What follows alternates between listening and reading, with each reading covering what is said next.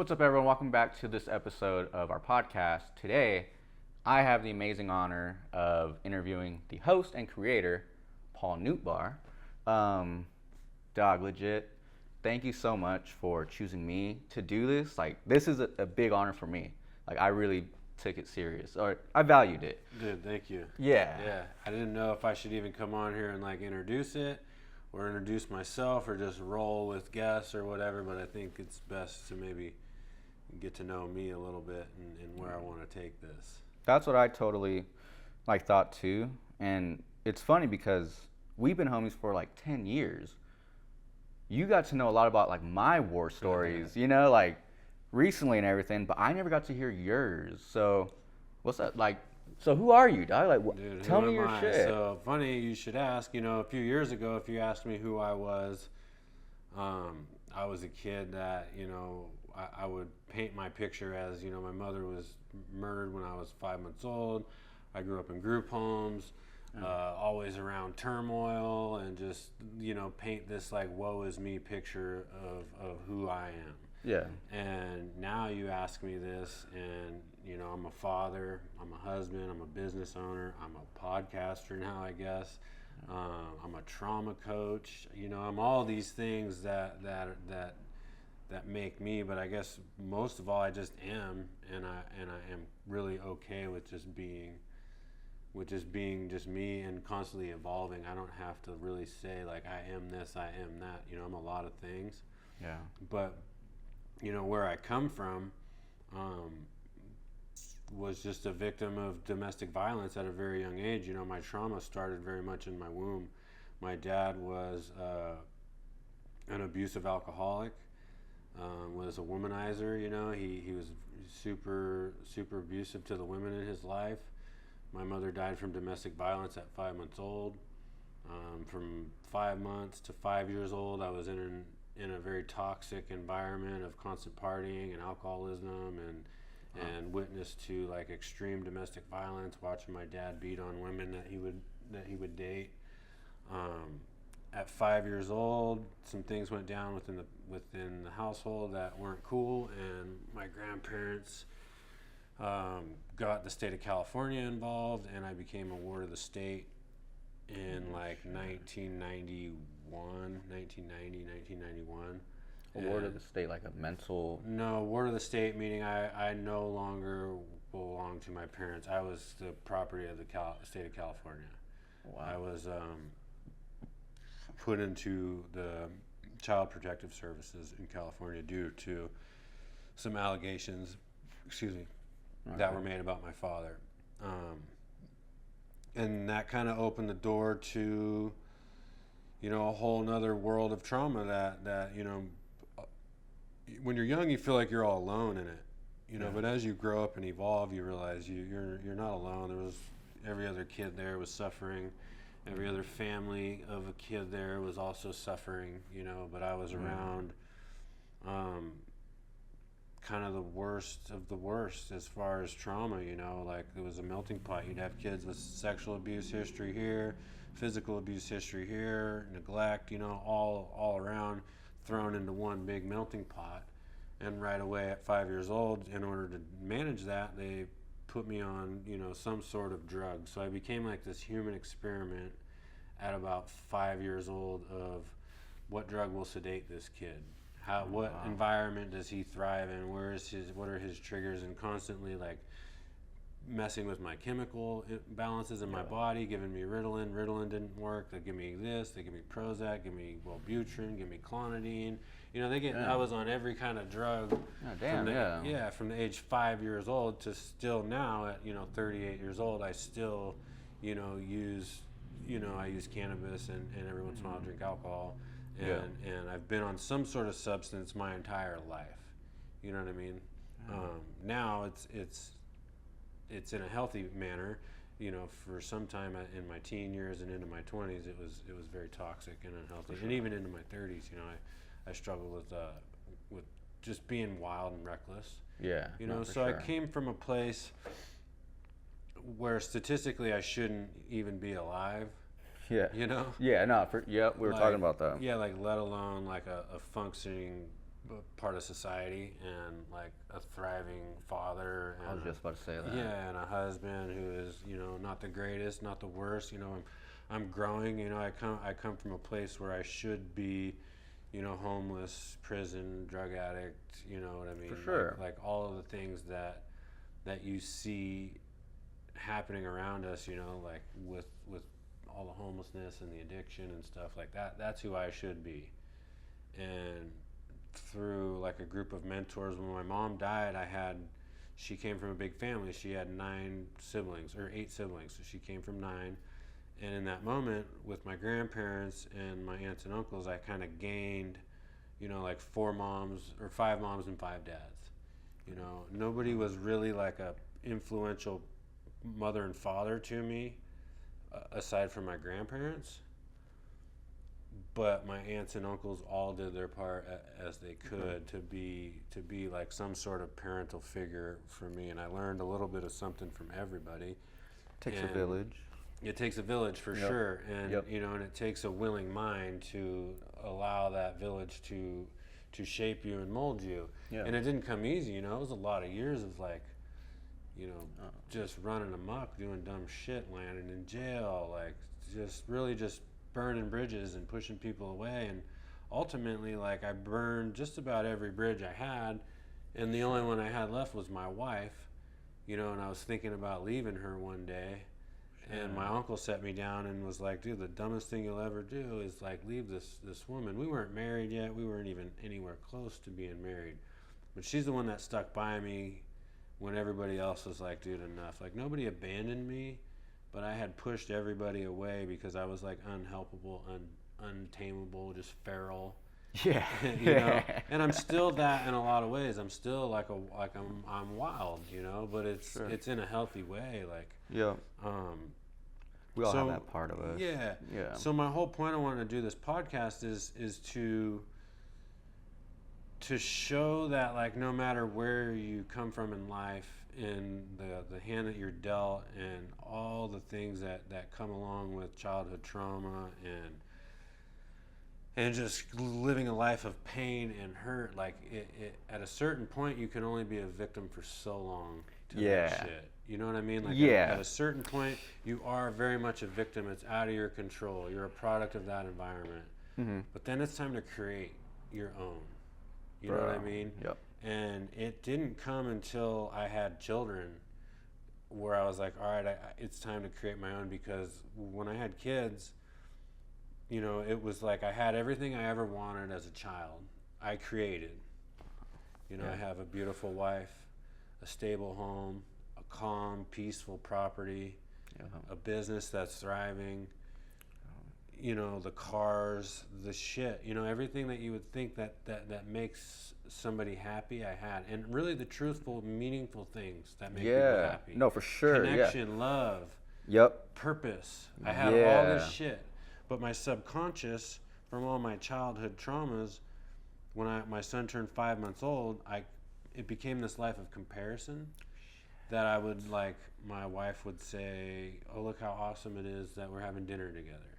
And in my head, I'm like, oh, we're not. Don't tell me you. Yeah, I would beat myself up. Dude, I would beat myself up, and, like, I would say things in my own head that, oh, I never had dinner with my family when I was a kid. Ooh, poor me. And I'm, like, feeling bad for myself. Yeah. Little me. Yeah. And I'm robbing the big me, the one who's put in all the work. Yeah.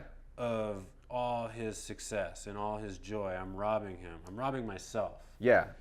And because what you missed out on, you now get to provide that for Bodhi. And, like, that's a bigger, like, the bigger picture when you zoom out. Yeah, you know? But at the same time, I'm like I wasn't present. I was constantly living in the past.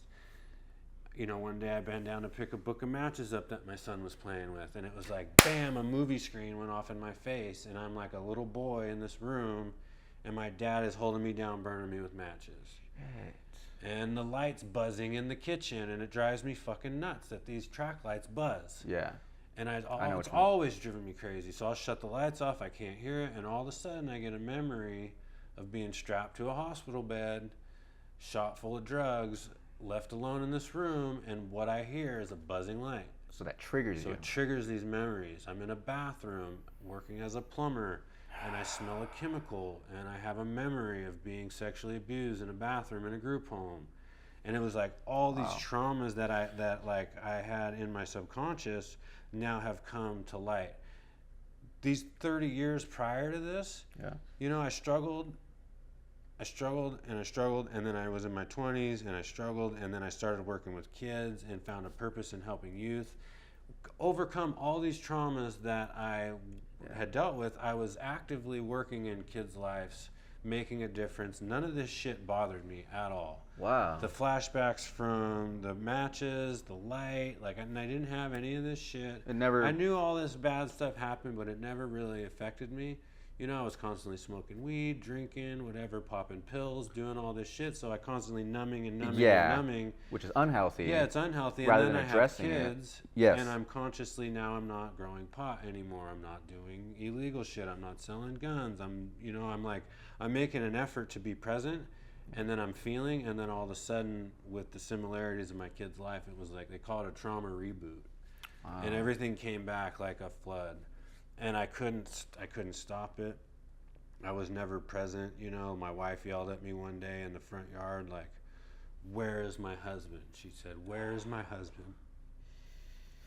And I was like, fuck, I don't know. I don't know. I was just I was at this rock bottom of this self-deprecating, pile of shit, just playing this over and over in my head of all these fucked up things that happened to me. While I have my dream life, dude, everything I ever wanted.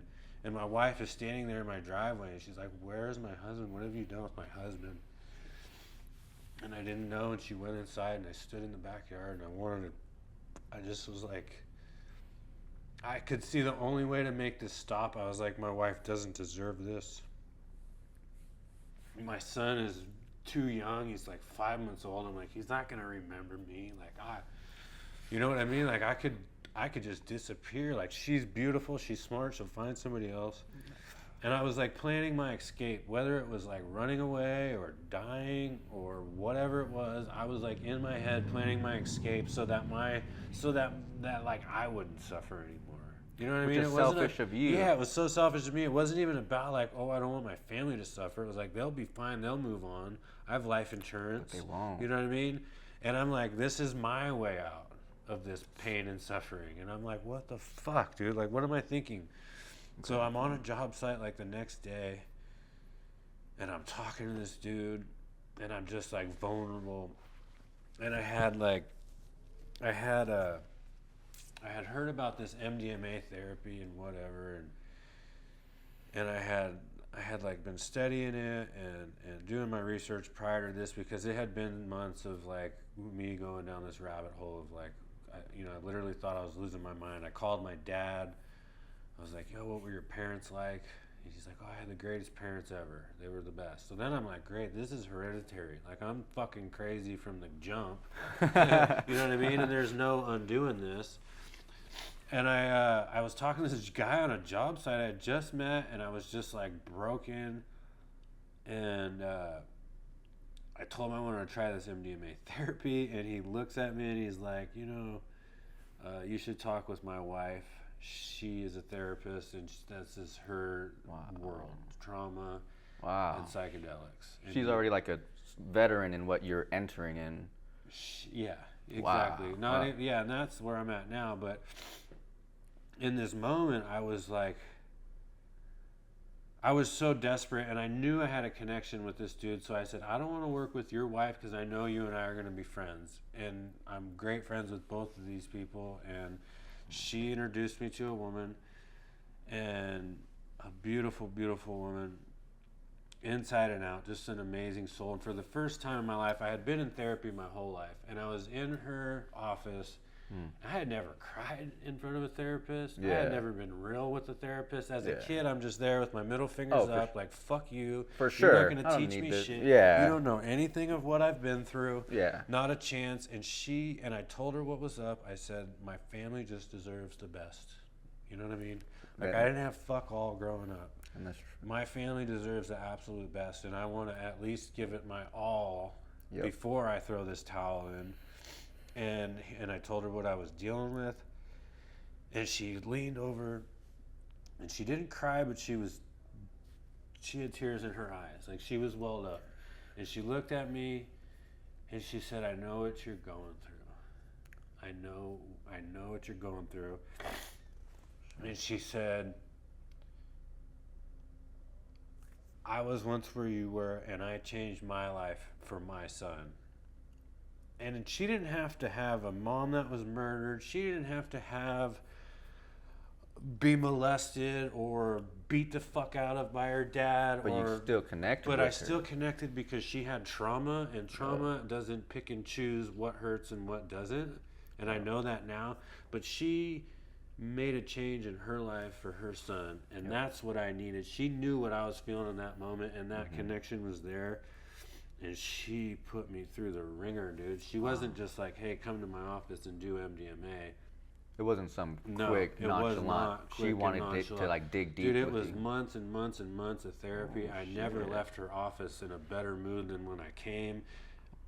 I fucking worked the whole time. I hustled. I spent all my savings, all my money I spent on therapy, like everything I had. I was seeing 2 therapists, 3 therapists at a time. I went all in on myself. My family suffered through all of this. I was not present.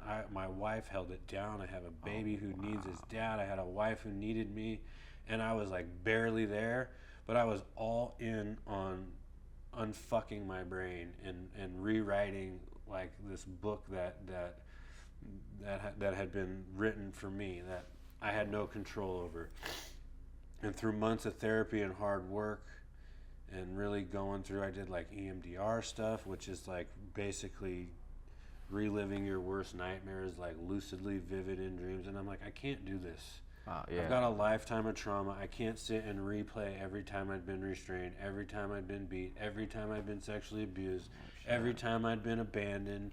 You know what I mean? I couldn't sit and relive all of that shit. No, yeah. So the time came. At this point in time, I was seeing 2 therapists who were friends, and they both were in the plant medicine and psychedelic world of healing.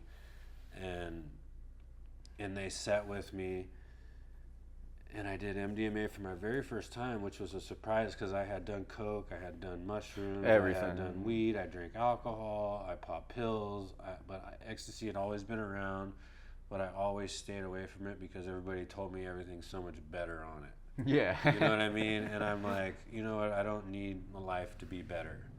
Yeah. So I never did it. So I do this MDMA, and it's very intentional. It's not like you're popping pills with your friends or whatever. Yeah, I'm like in a controlled environment. It's like super, super, super, like real deal. With a Therapy, purpose. with a purpose, with an intention, with set and setting, with trained professionals. Yeah. And dude, I unpacked a lifetime of trauma in 4 hours, and I left that room. I didn't have a single flashback. The lights in the kitchen don't bother. I mean, they're there. The memory's there. The trauma's all still there, but my relationship with it completely changed to where I left there like so with so much intention, dude. Like, you know what I mean? I never did another pain pill after that. I never did shit, dude. Like I have taken a pain pill once or twice since then, but I mean, I burned my fucking face off at work. You know what I mean? And I was like in extreme pain, and they sent me home with a bottle of pills, and I took one for a day, and then decided I'm gonna suffer through this. Because I know where this takes me, dude. Wow. I had 2nd and 3rd degree burns on my face, and I just toughed it out because that's how dedicated I was to my family. Exactly. Committed, and, yeah. And like totally committed. And everything changed, dude. My trauma is there. It'll forever be there. But the way it affects me is different. You know, it affects me in a way where it's like become a superpower. And I went down the rabbit hole of learning what they taught me. What they learned, I'm like, I read every single book I could find on MDMA therapy. I've listened to every podcast. I've taken every course on trauma that I can afford, every class on MDMA that I can afford. I mean, every seminar, I like dedicate my life to not just MDMA, but like healing trauma, and really understanding it from like root all the way to fruit, like Wow. in everything in between, that. and from like it starting in utero when you're in your mother's womb, how it affects you as an infant, as a toddler, as an adolescent, as a teen, as an adult, as an old man. Like I've really just dedicated my life to studying trauma, as well as being an intentional father and husband, and totally shifting my life into this world. So now I'm like, it's weird to say this, but I'm like actively a trauma coach, working with, I'm working with people who've been through exactly what I've been through, people who've been through worse things that I've been through, people who are on the dealing end of my trauma. I'm helping process shit as Wow. as guiding someone through them being affected by restraining a young man in a group home setting, to me being the kid that was restrained. Dude. Now I'm able to sit and help that person. Dude, that's powerful. It comes full circle. Dude, like, you can't even make it You up. can't, yeah. So my whole point with this podcast was I want to share people's stories of adversity, of everybody I've had on here so far has had an opportunity in their life to be a fuck up, Yep. or worse, or be something beautiful. And these people chose to be something beautiful, and I want to share that with the world. I feel like there's such a need for it. I'm not biased to anybody's religion, race, ethnicity, their background, their whatever, sexual preference. their sexual preference. Yeah. What I'm biased to is someone to be genuine and to be real, and to share what they have struggled with and what they have overcome and the tools that they use to overcome that. And that's what this podcast is. That's what the Morpho Project is. This isn't just about me sharing my story and helping people. This is about unity and everybody realizing that we're not all that different. You know what I mean? Exactly. Like I sat and talked with a dude not that long ago who was, a gay man, married to a man, and we're sharing relationship advice. Yeah. We're sharing. That's like, awesome. You know what I mean? Like we're sharing like intimacy advice. We're sharing parenting advice, therapeutic advice. You're like, we're not different. We're no different. The only thing different for me and him is that he's attracted to a man and I'm attracted to a woman. My whole life, I never would associate with that community. Not because I was like a homophobe, but it's just uncomfortable. Yeah, you know yeah. what I mean, it was just not something I was around. But and then you dive into like this and not being biased. Like this guy has become a mentor to me. You know what I mean? Yeah. And imagine if you would have kept up that wall. Yeah. Oh, he's gay, Yeah, so there's yeah. nothing I can learn from him or something. Yeah. Dude, you miss learned out. so much, and it's gone that way. Like, you know what I mean? Like across the board. So I just want this podcast to be about like overcoming adversities, the tools in which we use to continue that have got us out of our darkest places, Yep. and that keep us on a track like a compass. And I want to share those with the world. I might not reach every viewer with every podcast, but somebody out here is going to be reached by each one. Exactly. Whether it's one person or 5 million people, like it don't matter. Exactly. You know what I mean? Like somebody's going to be touched. Yep. And that's what this is all about, and so far, like, I've grown in the past couple days. Like we've shot 4 podcasts. Yeah. You know what I mean? Yeah. Late hours. Yeah. It's 9:30 at night on a Sunday. You got the wife and kids to I go got the to. wife You and got kids, work but- tomorrow's Monday. Yeah, tomorrow's Monday. I got clients in the morning to sit with and work on, and I'm excited about it. And Awesome. but I'm tired. You know what I Yeah. mean? This is awesome. I'm And that- giving it my best. I'm giving it my all. I have a mentor that he has a very successful podcast and YouTube channel, and he told me what you put in, you'll get out. Exactly. Dude, I've poured my all into this. Yeah. Like not just therapy, Oh, I know. my family, like everything in this, I don't know what more I could do to make this like be impactful to people, like all across the board, with just my integrity going into it. I think is like the most important. Yep. And like where my heart is. I'm not trying to come on here and be like a fucking crybaby and woohoo, but this is near and dear to me, you know. Like this is very real, and the whole point of this is just to make a positive impact on this world and just leave it a better place than it was, you know, before somebody watched an hour and a half of me shooting the shit with just another real person. No, exactly. That's it. That's the Morpho Project in a nutshell. No. And then so dope. my main career is I'm a plumbing contractor, but I've shifted out of that, and I've been training to be a trauma coach to people with, you know, all sorts of PTSD and trauma related ailments. And so far, I mean, I've found myself to be pretty good at it. Yeah. I've had really good feedback. I've watched people's lives transform, and I'm not here to pat myself on the back, but I found my place. Yeah. At first, I felt like a complete imposter. Like I have no business in this world.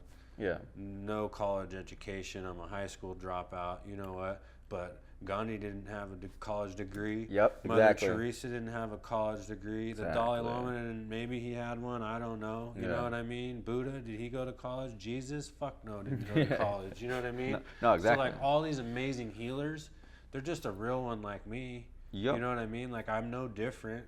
Mm-hmm. Unless I tell myself up here that I am. No, for you know sure. what I mean? So now, I mean, that's the world I've like dove into, and I'm like fully immersed in it, and I'm working on just becoming a full-time trauma coach, you know. Dude. And whether that is like one-on-one coaching, like weekly, daily, you know, whatever somebody needs, we'll work it out. Or if it's like full-on plant medicine ceremonies, you know, we arrange that. I work with MDMA, and if there is a certain type of trauma that somebody needs to deal with that I can't personally help you with, I have somebody in my network within the Morpho Project's network that can help, you know, with that specific need, whether it be a sexual trauma, if you need a woman, or if you're a gay man and you prefer to work with a gay man as a therapist, we have that. If you're black, you want to work with a black guy, we got that. If you're French and you need a freaking French person, we got a French person. Exactly. We got, like, I'm working on building this network so that if anybody is drawn to the Morpho Project, the website, the Instagram, the YouTube, whatever, and you're called to like make a shift in your life to find healing, there's somebody here in my network. There's no excuse for somebody to leave here without a resource to help them make the next step in overcoming their traumas. Yeah. You know? That's amazing. I guess I would figure the Morpho Project, like, I should just explain the name. Butterflies have always been very symbolic to me. I always imagined, ever since I was a little child, as a butterfly, like as my mother's spirit, like checking in on me. Wow. And I never really knew why. It just was like a trigger for me, the butterfly. You know what I mean? Yep. And the older I get, I realize that, you know, the Native Americans, that's exactly what butterflies were to them, was spirits. And the spirit, like when you, it was exact like that. Like, really? as you read about the meanings behind butterflies and things, you learn that it is that, you know. Yeah. It's exactly what it's always been. Not just me. I'm not special in thinking this. No, other cultures have. Other cultures have. And I'm trying to think of a name for this coaching group, or whatever you even want to call it, my project, what I'm working on, my network, whatever this is. I don't even know what it is. I wanted something so bad, and everywhere I would go, like a group home to try to work, they'd tell me no. I'd try to get in this school for therapy, they'd tell me no. So I'm like, you know what, everybody's telling me no, I'm going to create my own. You know what I mean? So I just was like, I'm just going to create my own. Yep. And if I create my own and it's wrong and someone tells me no, then I'll shift it and I'll evolve it to where nobody's going to tell me no. No, exactly. You know what I mean? Yeah. So I didn't have a name for it. And I'm like sitting in my kitchen and I have this butterfly that's pinned up on my wall that was a gift from a client. It's a thank you. And it's a Morpho butterfly. And I was like, the Morpho Project. Wow. I was like, sick. That's the name, the Morpho Project. Cool. And that's it. Do you know the significance behind a caterpillar turning into a butterfly? Yeah, let me tell you. Yeah, oh, okay. Go ahead. I'm going to get there. Go ahead. All right. So I was like, yeah, I got this cool name, the Morpho Project. Sick. Yeah. I went on. I hit you up. I was like, I got the name. Yep. You're like, okay, don't buy it unless you're serious. Don't look it up. So I looked it up. I was like, oh shit, morphoproject.com is available. Yeah. Bought it for $1, dude. Yup. You know yeah, I mean? dude. I bought it for $1. Yup. I went on Instagram. The Morpho Project available. Boom, bought it. Yep. Got it. Didn't buy it, but got it. No, yeah. Went on Facebook. The Morpho Project available. Wow. Went on to YouTube. The Morpho Project available. Wow. Went on Spotify. The Morpho Project available. Wow. And I'm like, how is this dope ass name that's like almost like brandable? Like, how is this available in all these things? Yeah. But it meant nothing other than it sounded cool. So I'm like really like trying to make meaning for it, like Morpho, blah, what does this mean? Oh, you morph. So then I start doing my research on the Morpho butterfly. Yep. They're this ugly caterpillar, dude. Yeah. Like spiky, ugly, not cool. You know what I mean? They're kind of like edgy looking. They're just kind of like off-putting in a way. Yeah, they're off-putting. You know what I mean? And they go through life as a caterpillar. Yep. Just eating and consuming like whatever shit is in their path. Yeah, yeah. Like us. Oh, wow. Yeah. You know what I mean? Imagine that. Yeah. Just consuming and going and just mindlessly going and eating. And then they go into this cocoon, you know, our subconscious, us inside. Darkness. Our darkness. They go into this cocoon and they stay in there for a while. Yep. And I'm sure it's a painful process in there. Exactly. Of what they're doing. They're transforming, you know. Exactly. But then they come out of this cocoon, your subconscious, and it's all metaphor. You know, you're the caterpillar, you're this human going through life, eating shit, not knowing, just mindlessly going, until one day it's time for a change and you go in. And as you go in, you go through this painful process of like molting and transforming and shifting. Yep. And when you come out of this cocoon, you know, for me, it's my office. When clients come in, the cocoon is my office, my container. And when they come out, you know, it's like you've morphed into this beautiful butterfly.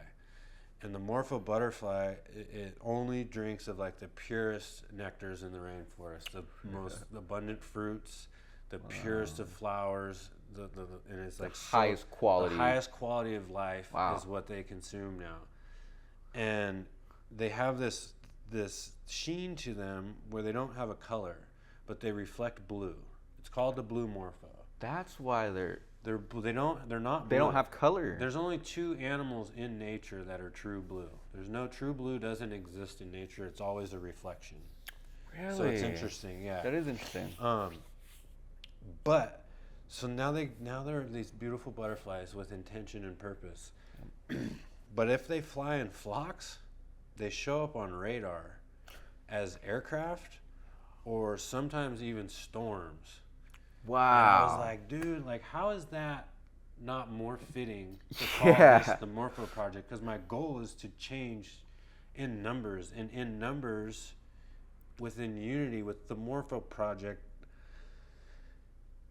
we can show up in the world and make a difference and be noticed in a healthy way of like a community of people who once were like from the ashes and now this diamond, were once this shit mindless caterpillar of just consuming whatever, and now we're this most beautiful like intentional butterfly with purpose of like recreating life and spreading love and eating only what is pure, but then like showing up in the world like as a disruptor, as like a catalyst. Yeah, as a disruptor, really, because people are on radar. They're like, "What is that?" Exactly. Holy shit, it's butterflies.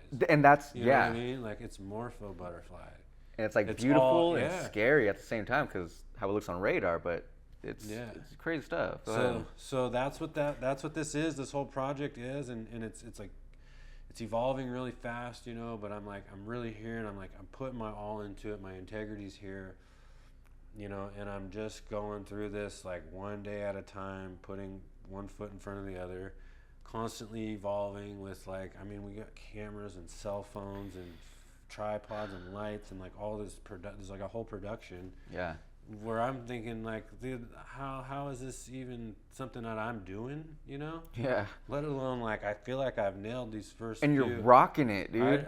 I mean, that's for me. That's you saying it. I don't know. We'll see. Yeah. But I know that each one of these interviews I've done so far has been a gem to somebody. And even if that's just one person, that's the goal here. Because if, you know, like, you all hear this term, hurt people, you know? Yeah. It's corny as hell, but it's true. But restored lives can go on to restore lives.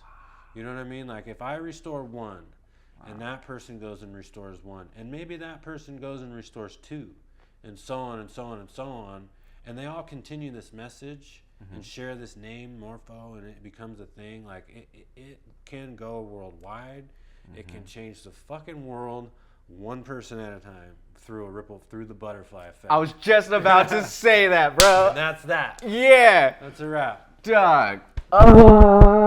Thank you, dude. And, well, before we close out, dude, like, your purity and your integrity behind all this, that's what drew me to it. And that's why, I mean, bro, you have my support 100%. Anything you need, and free. Yeah, and you got to dive into the cocoon yesterday, Yeah, I didn't did. you, a little bit? Yeah. And how was it coming out? If you want to share, I mean, we can cut it out, or you can share. Let's save it for another episode. Okay. Yeah. It's still fresh. Yeah. He's still very much muddling in it, but Yeah. look at that smile. Nah, yeah. It was life changing. Yeah, for sure. Yeah. Sick, dude. Dude, thank you. Yeah.